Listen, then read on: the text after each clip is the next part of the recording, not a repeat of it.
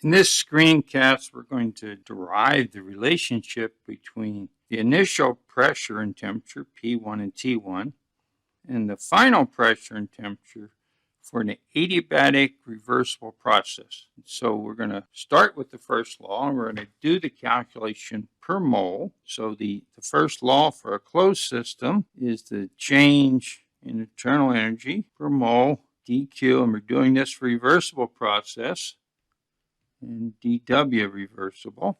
Since we're interested in entropy change, so we're going to solve for dQ reversible, du minus dW reversible. Since we're doing this for an ideal gas, then du is CV dt, and dW reversible is minus pressure dV. Now we're going to divide this by temperature, because ds is equal to dQ reversible over T, and this is ds for reversible process we're interested in. So CV dt over T, and then this becomes a plus sign, pressure over temperature dV. Now we're going to want to integrate this, and so we're going to substitute from the ideal gas law. In this case, it's PV equals RT because we're doing this calculation for 1 mole. And so we're going to substitute P over T is going to be R over V.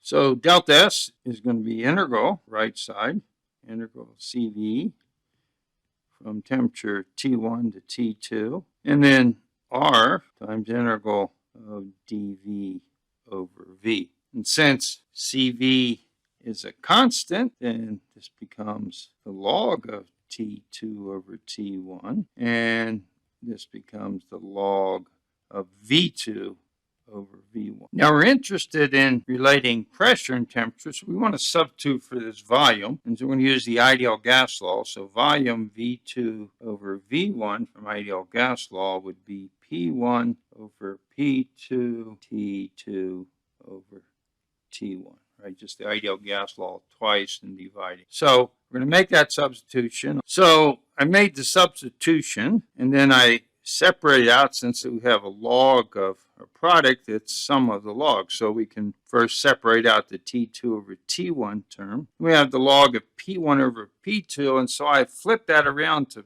P2 over P1, and that's why the minus sign is. And so we have delta S for this adiabatic reversible process. We know this is 0, so we're going to substitute and solve. And first substitution is CV plus R is equal to CP.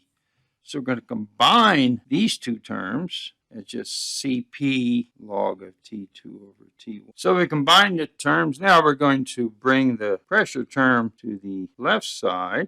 So it becomes positive. And I'm going to move the CP term to the left side. Put that here and remove it from here. And the reason I'm doing that, I'm interested in solving for temperature. So if I take the exponent of both sides, well, the right side then becomes T2 over T1. The left side becomes P2 over P1, but raised to this power R over CP, right? That's when we have something multiplying a log, then that becomes an exponent when we take exponentials of both sides. So we have now the final result that we are interested in, right? That T2 is related to T1, it's P2 over P1, to the power R over CP. And so this is adiabatic, reversible, ideal gas, constant heat capacity. And so constant heat capacity means this equation should be good if we have small temperature change. If we have a larger temperature change, we could use an average heat capacity. Now, the interesting thing is that once we have this equation, it's only related to state variables, which means it's not restricted to a closed system, a piston and cylinder that we did the calculation for. This also would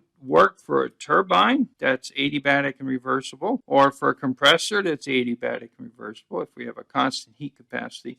This equation also applies, even though we derived it for this closed system, we end up with something just related to state variables.